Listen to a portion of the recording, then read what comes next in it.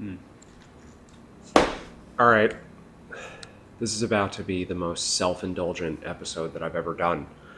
Um, I started this podcast over a year ago, like 15 months ago, and the first two episodes I did were by myself. I did them solo, and the reason I did that, and I talk about it in the intro of the first one, is that it's harder. Like this is more challenging. I know quite a lot of people who have podcasts now, and none of them do this. None of them set up their camera, their iPhone to film the behind the scenes of the camera, a light, a ring light, all of this production, whatever. Not actually that hard, but just a lot of stuff. I'm gonna move over here a little. Okay, this is a better spot. I don't know. Um, the As you can see, just from me being awkward for this first minute or two, it's a little weird to sit in a room alone and just talk to a screen or a camera or a lens. And I started that way because the point of this podcast is doing hard things. And while that might be a it might be a very convoluted and, like I said, self-indulgent way to get there, doing video alone is hard. And there are a lot harder things in life than this, obviously, but especially for someone who grew up pretty anxious, like socially anxious, and was really shy and had a hard time talking to new people, especially for someone like me, this is not natural. So I figured I would start a show, start a podcast about overcoming adversity by overcoming adversity, which is probably interesting to me in a way that it's not interesting to most of the viewers, but I didn't really care. Like the point of doing this and the point of doing almost anything really is self-growth. And sometimes I feel weird saying that out loud. Sometimes I feel weird saying that the point of almost anything in life really is to force yourself to get better, with no definitive end to that. Anyway, that could be a point that I come back to. But the reason I'm doing this episode at this time is that I feel like I have entered something of a crossroads in my career prospects where over the last 4, 5, maybe 6 months, I've gotten quite a lot better at getting traction on social media. I want to say it was 700 followers on my birthday, July 31st, and I hit 5,000 Instagram followers at the start of November. A lot of this stuff was fluky. Like, I was just doing a bunch of things that I had no idea if they would work. Like, posting videos of other people like Sam Harris or Eric Weinstein or Tom Bilyeu. Godsod was another one that did well. I posted a bunch of videos of other existing famous people saying things that were sort of in my wheelhouse of content topics, and just with captions put my own spin on them. And those videos, I think four of them topped a 500,000 views, and one of them was over 2 million views. And I probably got 60% of my followers just from that strategy alone. So I've kind of unlocked some new things, and given that, I'm sure there will be more follower acquisition methods on TikTok too, and also I'm sure on YouTube if I put more attention there, because I really haven't that much lately. Um, there's a lot that I don't know yet. So I've clearly made a ton of progress and think I will continue to make a ton of progress. I think my editing has gotten better. I think I've gotten better at speaking on camera. I think that I've become more comfortable. I'm trying to think like what I actually have improved with when it comes to talking on camera. Like, I'm not sure how much better I've gotten as a communicator directly. I think I've gotten a little bit better at that. I think it's just more comfort owning my ideas and owning my interpretation of other people's ideas. So basically, like, I hear something from some other podcast or some idea that I've just known to be true for a long time, or some theory that I really like, and maybe this is from somebody else entirely, it's from other people. But maybe I used to, in the way that I talked, give a lot more caveats. I would say, this person said this, or I'm not sure if they're right, but, and just sort of attribute it to other people. And I think I do a bit less of that now, and I think I just have more conviction in the way that I talk now. I think I've just become a bit more sure of myself, and my tone is a little bit better. But I think that stuff is kind of incremental, and definitely still, like, I still need to work on that. Like, I still watch myself sometimes and I'm like, this is too monotone. And the pauses are too long, and I need to be a little more efficient in the way that I say things. But that's what editing's for, and that kind of brings me to the point where I think editing and figuring out how to select what to use, I think that's where I've made the biggest strides in the last 6 months, and I guess this entire year, but it's really been the last 6 months. So I have gotten a lot better at putting titles on screens, figuring out where to place captions, and also how to shorten videos and know where to start a certain video. Like, maybe I'll talk for 2 minutes, and in the past I would have, I don't know, I would have been decent at picking out the best 45 seconds of those 2 minutes. But now it's like I can really find 18 seconds that have a chance to get distributed to tons of new accounts, because those are the grabbiest 18 seconds. So all of that is great, but there is an upper limit to that, because just being someone who speaks about self-improvement and bettering yourself, and then also kind of goes into philosophical topics, and then sometimes just goes into silly, humorous, whatever. I don't know, just doing a couple, I have some reels where it's just bits on screen, like just purely comedic stuff with like some social commentary attached to it. But there's nothing, I don't have characters, I don't have overly unique formats. I'm trying to carry what I'm doing almost entirely on the merits of what I have to say. And so I'm trying to be someone where my perspective has reach. I want my perspective to win. And because of that, I do think there's an upper limit. Like, without having a secondary mechanism to get that in front of people, there's only so much that just being good at speaking to people can do in terms of viewers. I think, though, the way for me to kind of springboard myself and go forward in what I'm doing is to actually start doing things in real life that matter. And so for the last, I don't know how many months it's been at this point, but I've had the inclination to start teaching guys in real life. And yeah, I don't know if that's my end game. It probably isn't. Like, I don't know that my end game is starting boot camps where I teach guys how to be better socially till whatever crazy hours of the night. There's very little chance that I'm doing that a decade or two from now, but I think that I can make a really strong impact doing that over the next couple of years. And I have not started that yet. And there's a whole host of reasons why. And now I feel like I actually have collaborators where we're kind of trending towards making this happen.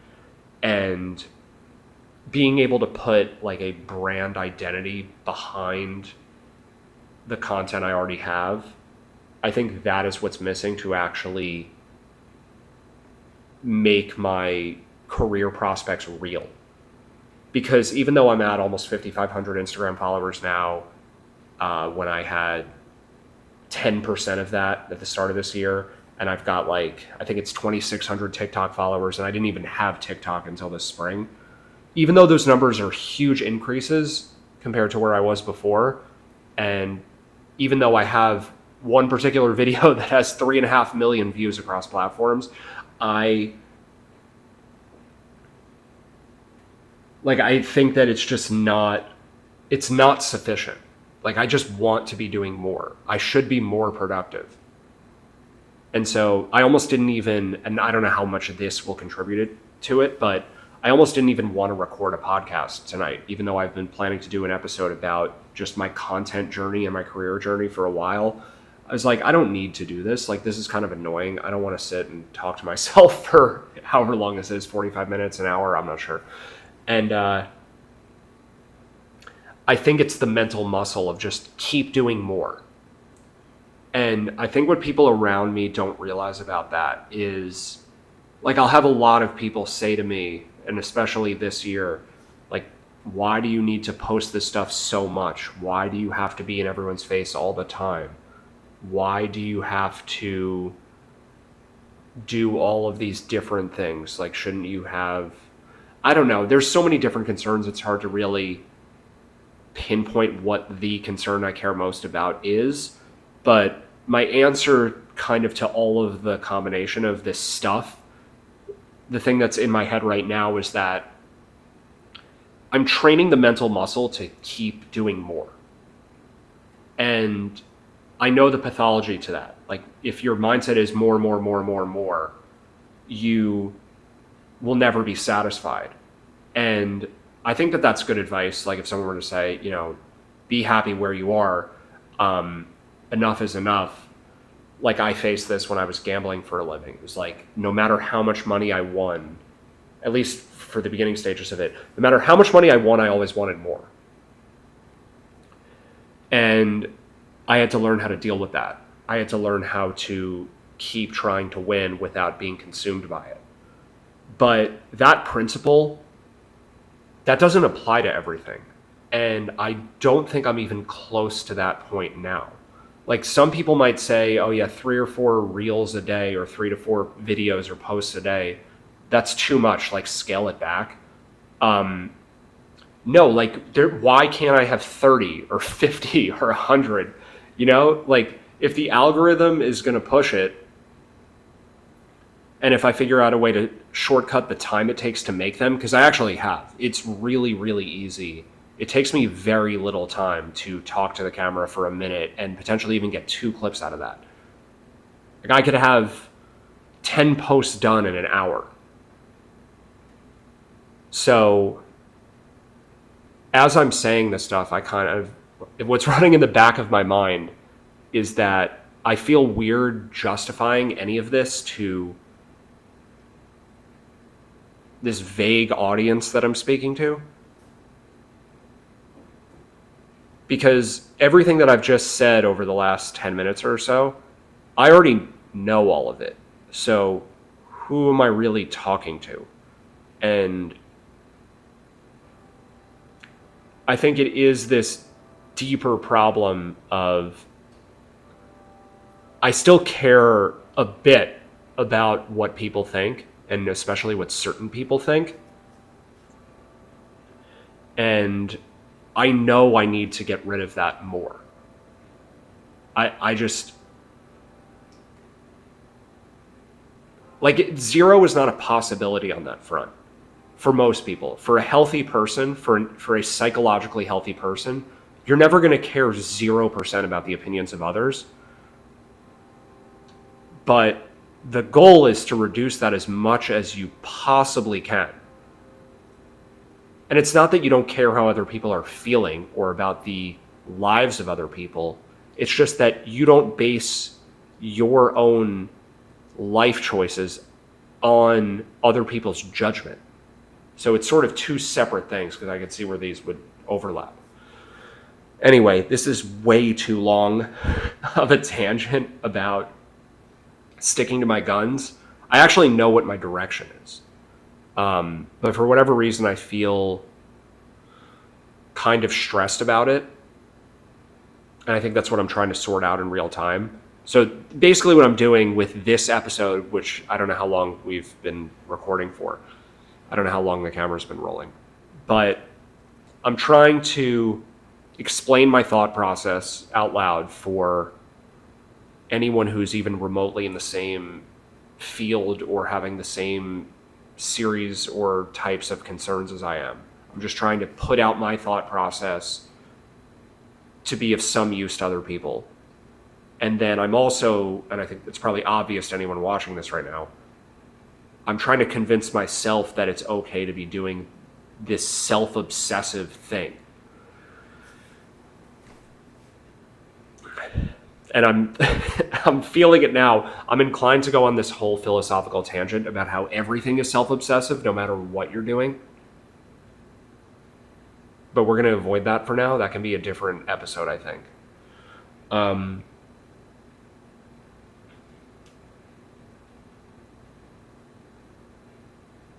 Okay, so I'm trying to figure out what is the best use of this. You know, I'm not going to do an hour-long podcast that I post every day.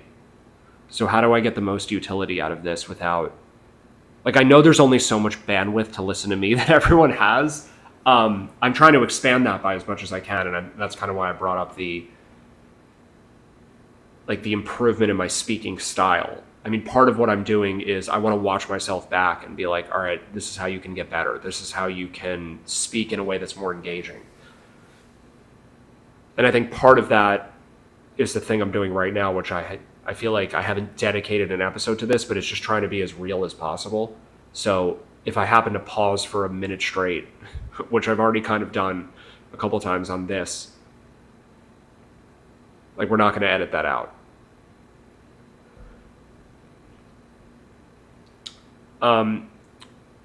The topic I originally, and this is maybe just too hard of a pivot, but whatever.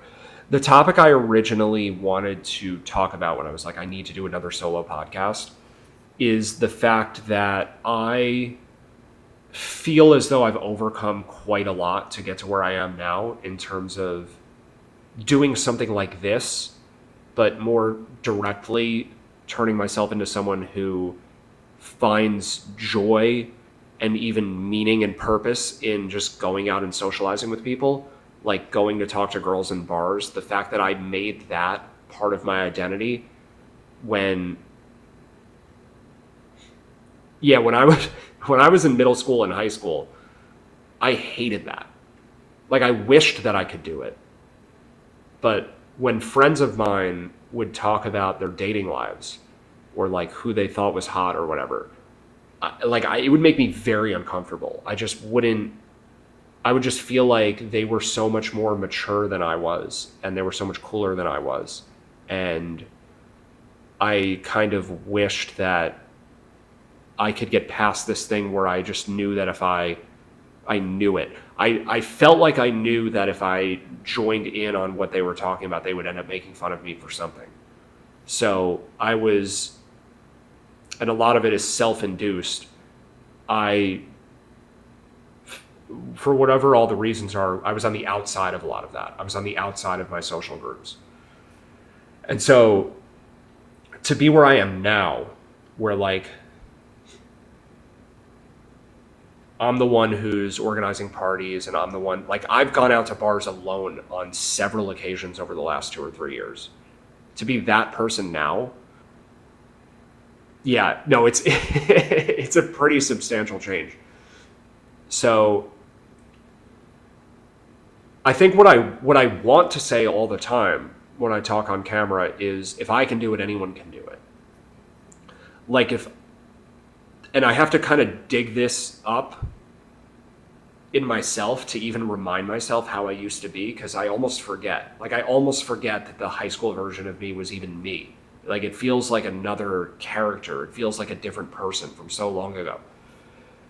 But yeah, so I'll kind of force myself to remember that, and then compare it to where I am now, and remind myself of how much progress I've made.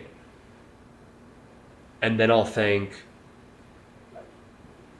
like, if I just tell other guys that I've done that much of a transition, it will be compelling enough to them that they can change too. Because I do think most guys in their 20s and 30s in 2025, like their default around all of this stuff is, oh yeah, I would like to be able to do that, but that's just not me.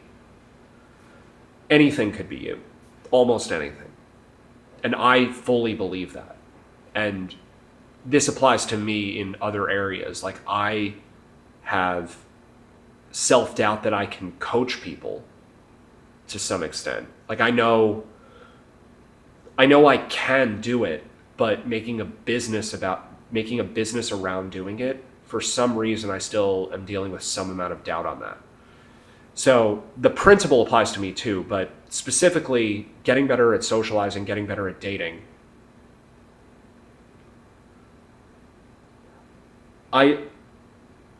There's so many examples in so many fields where people try to use their own success story as evidence that the people that they're then going to teach can do the same thing.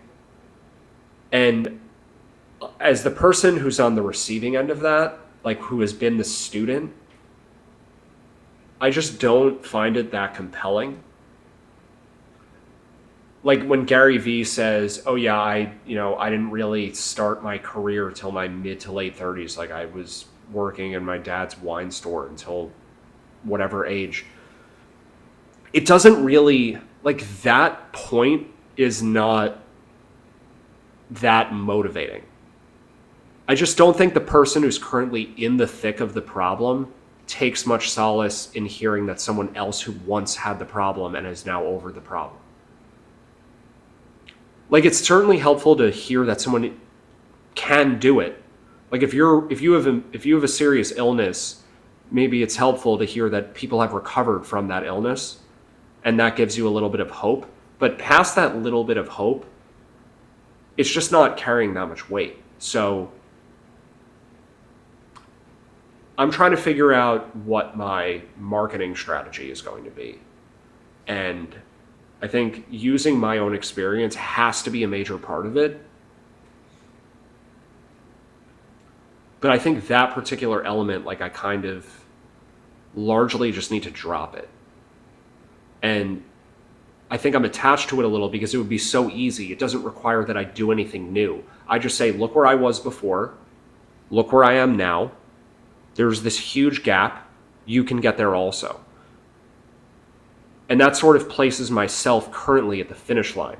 And so it absolves myself of, at least in that framework, it absolves myself of needing more improvement. When the fact of the matter is, like, if I went out to a bar right now, there are moments where I'm indistinguishable from the average guy who struggles at times.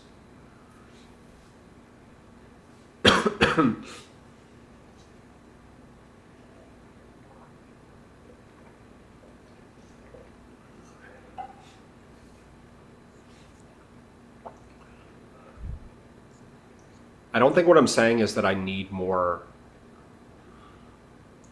socializing experience to be convinced that I'm a good teacher. I just need teaching experience. I just need to start doing the thing. And I think through doing the thing, I'll figure out what methods of persuasion, like what methods of getting other guys on board to want to learn from me. I'll figure out through trial and error what works. Because, and I'm not afraid to say this, like, I think I'm as good at taking feedback and applying feedback as anyone I know. Like, if I see that there's positive reinforcement on a certain style, I will very quickly try to redirect my focus to doing that style. And that applies to almost anything. Because whether or not you like something has way more to do with how good you are at it than almost anyone acknowledges. You think you dislike a certain activity, but if you were just really, really good at it, I promise you would feel a lot differently about it. You're like, I hate doing that thing. It sucks. And the typical one I'll hear is, I just don't like bars. For guys, they'll just say, I don't like bars. That's just not my scene. If you were crushing it in bars every time you went to one, you would like it. 97% of people would just like it. I mean, the neurochemicals that come from winning at something will make you like something, with very few exceptions. Like, I don't really like soccer that much, but if I was suddenly amazing at it, I think I would probably like it. It would probably surpass some of my other sports that I'm better at.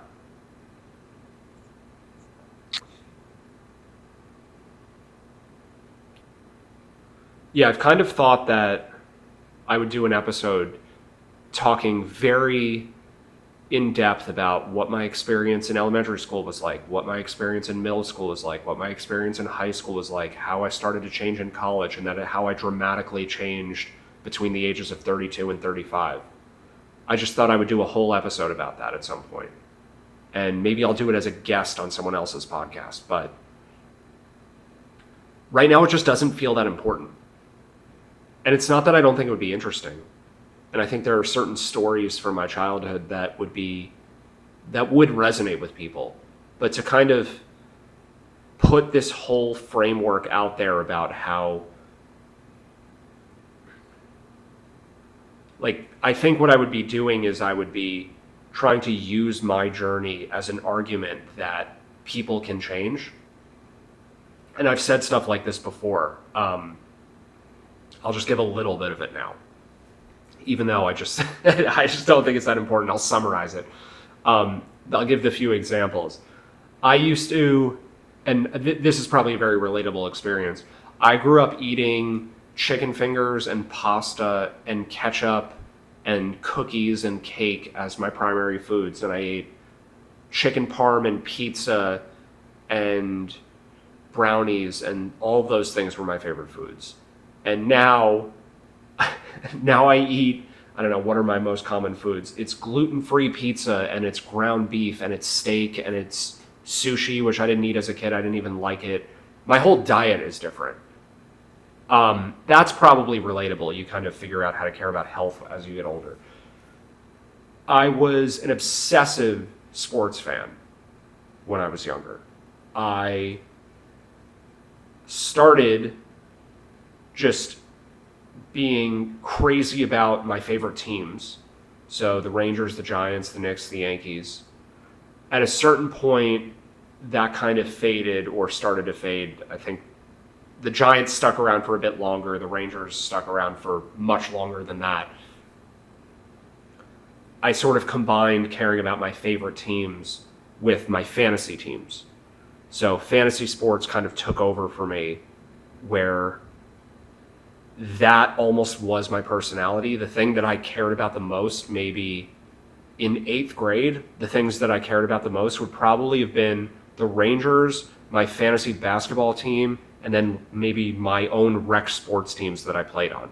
It's like the top 3 as the Mount Rushmore of things that mattered to me as a 13-year-old.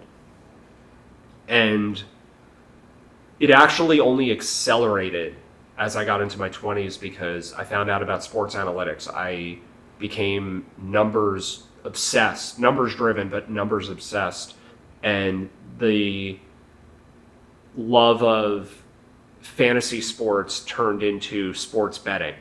And really, I think it spanned age 6 to about age 33, where sports fandom, sports rooting of various kinds, because it was teams, it was fantasy teams, it was daily fantasy, it was sports betting, all of those things that made up so much of who I was.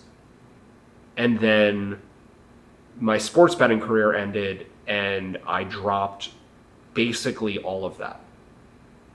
And I don't actually think I know a person who has changed on anything that dramatically. So yeah, I don't think I need to give the full detail of my upbringing to give evidence that I've changed, and then to use that as evidence that other people can change. I mean, I literally flew on a plane a return trip from Miami during the Super Bowl last year. Like, I didn't watch the Super Bowl. And that was my favorite day of the year for 2 decades.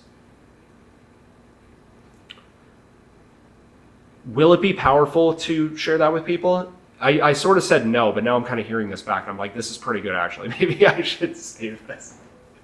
Maybe I'll post this and people will be like, wow, yeah.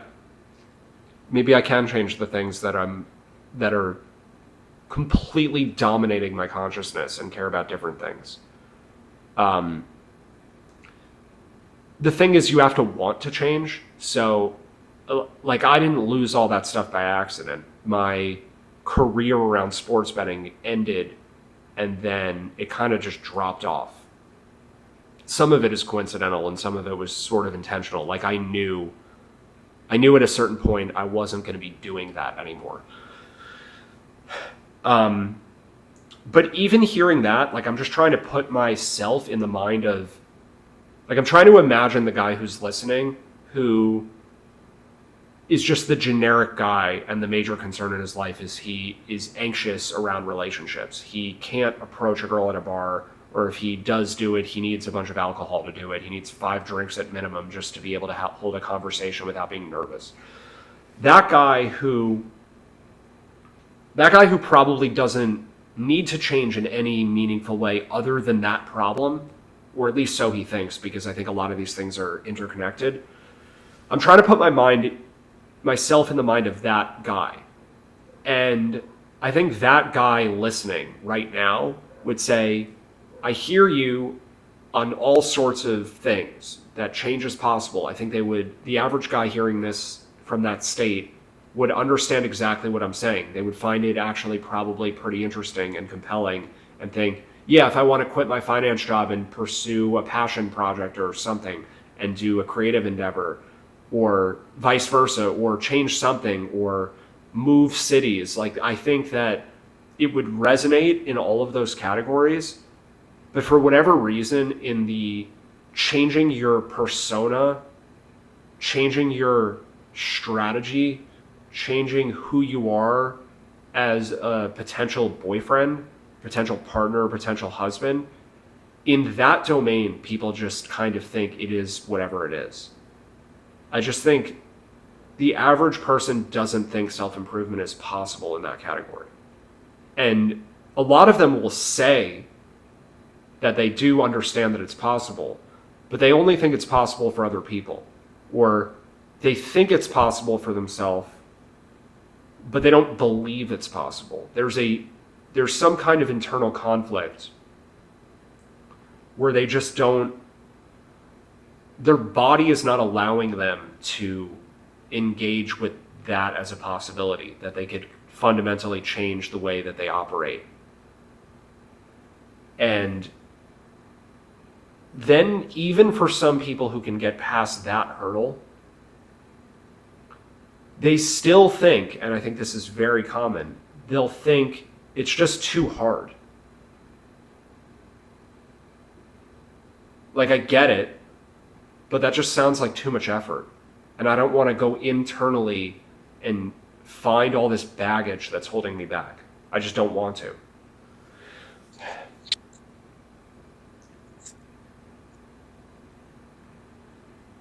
I've met a lot of these people. I've seen them out. Some of them are friends.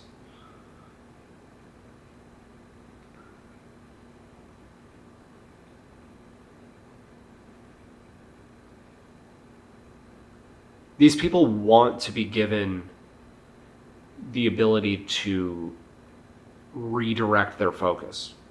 I just feel that. But they don't know that they want it. Like, that's what it feels like.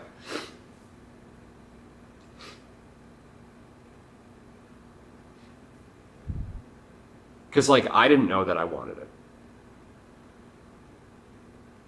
I think the first few times that I saw this kind of content on YouTube, I was reluctant to click it because I didn't want my algorithm to send me more of it. And then eventually I gave up on that. because it just made enough sense to me that I needed to do it.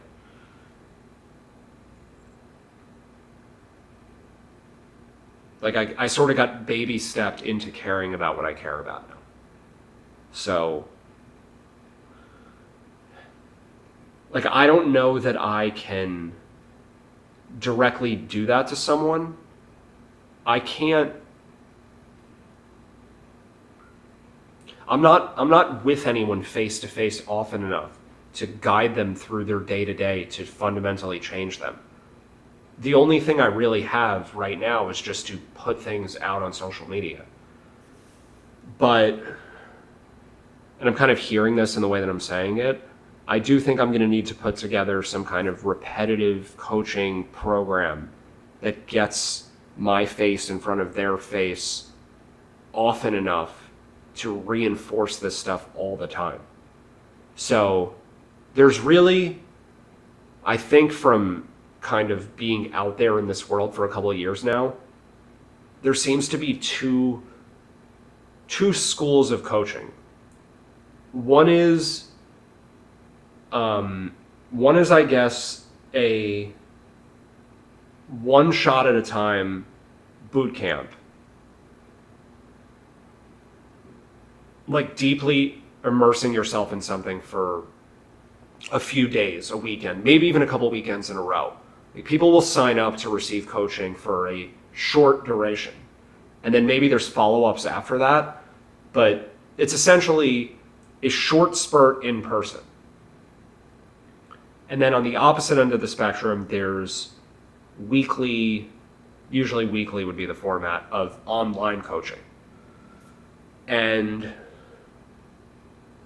I think the reason that it is that way is because the people who are doing the in-person stuff, they travel around. They're always in a different place. So if you want to attend a lot of their things, if you want to do a long duration coaching program, you have to go with them.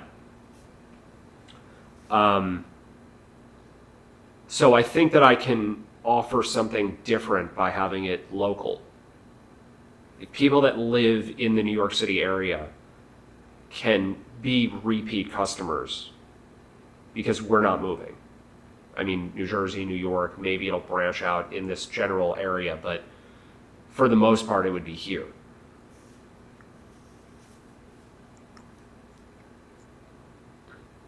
But I don't know. This part is very much a work in progress. So I think I'll just end that thread there. This is clearly, this has become an episode that very largely is for myself. The